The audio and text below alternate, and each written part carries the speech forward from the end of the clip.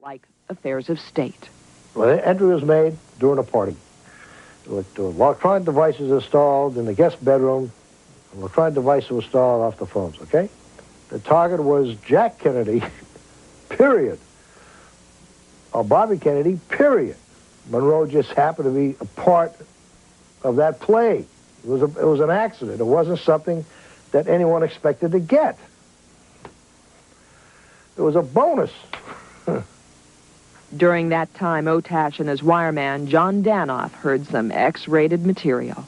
I heard the conversation in the bedroom, and I heard the sex act going on, and the springs were popping. And during 1961 and 1962, the Kennedy brothers continued to show what appeared to be a cavalier attitude towards women. Marilyn Monroe was no exception. John Danoff recalls that Jack Kennedy said that he was finished with Marilyn Monroe because of heat from J. Edgar Hoover. So reportedly, he came up with a solution. He was tired of her, and he tried to give her, or he gave her, I understand he gave her to Bobby, because in the same time that she was making it with him, Bobby was also playing with her. Private Eye Otash says he was not the only investigator who heard these sensitive tapes, a fact that would be vital information for a grand jury. I'm not the only man who was working the Kennedys, okay?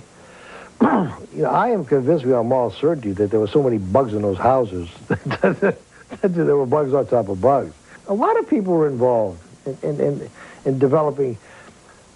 J. Edgar Hoover wanted a derogatory profile on the Kennedys. The Republican Party wanted a derogatory profile on the Kennedys. CIA and FBI wanted a derogatory profile on the Kennedys. The Republican Party wanted that. So why do we always think organized crime would have loved to neutralize the White House? Because Bobby Kennedy was putting so much heat on everyone. Marilyn's liaison was widely known among government circles and non-government circles, like the mob. Author Anthony Summers echoes dark theories about just how much the Hoods were interested in the reported affairs between Marilyn, Bobby, and brother John Kennedy. There was a calculated attempt by criminals not only to set up Robert Kennedy to compromise him in terms of his affair with Marilyn Monroe, which would spell his professional and personal ruin, but even perhaps to try to set him up with murdering her. Milo Spiriglio is a private investigator who has written 2 books on the death of Marilyn Monroe. He makes a stunning speculation that Marilyn Monroe was the victim of a contract killing. You say you were hired or asked to do an investigation into the death of Marilyn Monroe about 15 years ago. Am I correct about that? Yes, sure. During the course of that investigation that lasted over some 15 years, did you come to a conclusion as to how Marilyn Monroe died? Yes, we believe Marilyn Monroe died by injection and did not swallow the 47 Nebutel capsules as reported. Who was there at the time? 2 hired gunmen from Chicago. They were ordered to kill Marilyn by Sam Momo Giancana, the head of the Chicago Mafia. Marilyn's alleged promiscuity with Sam Giancana, President John Kennedy, and Robert Kennedy took on a deeper meaning when it was reported that Marilyn Monroe kept a diary listing the subjects she discussed with the men she went to bed with. Marilyn's girlfriend, Jeannie Carmen, remembers seeing that diary. There were lots of things in there about Castro, about the CIA, about Hoffa, about Bobby, about John Kennedy. She wrote down everything. In fact, Carmen and wiretapper John Danoff report that Marilyn had told them that if Bobby Kennedy did not make a commitment to her, she would reveal her involvement with him and with his brother, John F. Kennedy. She had threatened to make the announcement on August 6th, a day after she died. There's been a lot of talk that Marilyn Monroe kept a diary. Any truth to that? I saw her diary, yes. What was the occasion for her showing it to you? She was sort of pouring out to me a lot of things going on into her life. This was probably about a month before she was found dead. Do you recall any items that you read? Yes, she had information in there about the plot to kill Castro. There were references in that diary to a government plot involving gangsters. That's correct. To kill Fidel Castro. Right. And as far as you're concerned, that information could only have come from whom? Bobby Kennedy. It was highly classified government information. Like I say, in some instances, quite a few of the instances, it was Bobby told me that, and that's how these were prefaced. Through persistent efforts, startling information is revealed in an FBI document obtained by Anthony Summers through the Freedom of Information Act. The heading is, Subject Marilyn Monroe, Security Matter, Communist. In a second part of the document, we see clear evidence that she had met with one of the Kennedy brothers in the first week of July and had discussed, quote, the morality of atomic testing.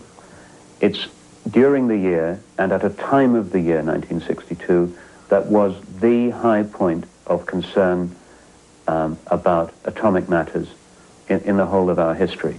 1962 was the year of the missile crisis, and in early July 1962, Khrushchev had sent the boats with the missiles on them to Cuba. Anything said by either of the Kennedy brothers indicating the way they felt about the atom bomb, even if it was only conversational stuff, anything they said on that subject would have been of great interest to either Soviet or Cuban or any communist intelligence.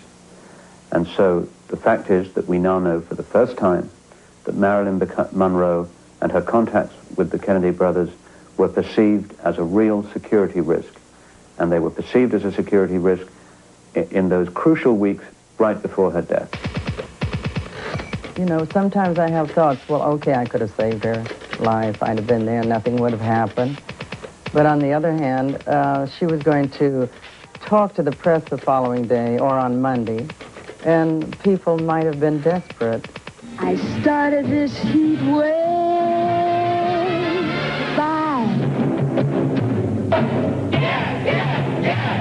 and in such a way that the customers say that I certainly can.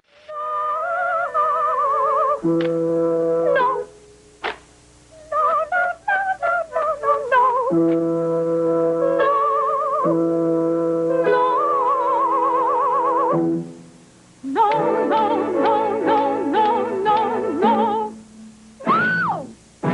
In the closing months of her life, Marilyn Monroe was caught in an ever-tightening vice.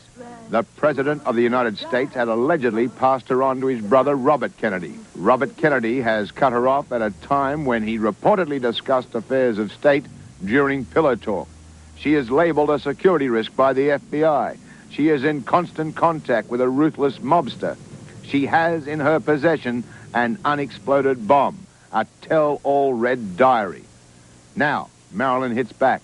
Enraged, she issues an unnerving ultimatum to Bobby Kennedy. Her life is at the eye of a storm.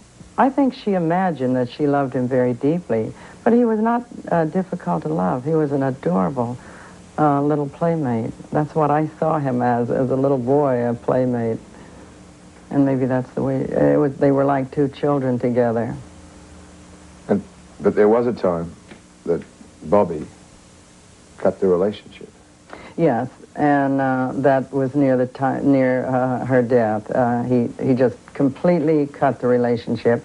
She didn't know why, and he disconnected his phone. There was no explanation, and she couldn't figure out why he left, why she couldn't reach him through anyone or anything. And I don't know, I keep thinking that it could have been something he saw in the diary prior to that. At the time, towards the end of her life, did she discuss her attitude?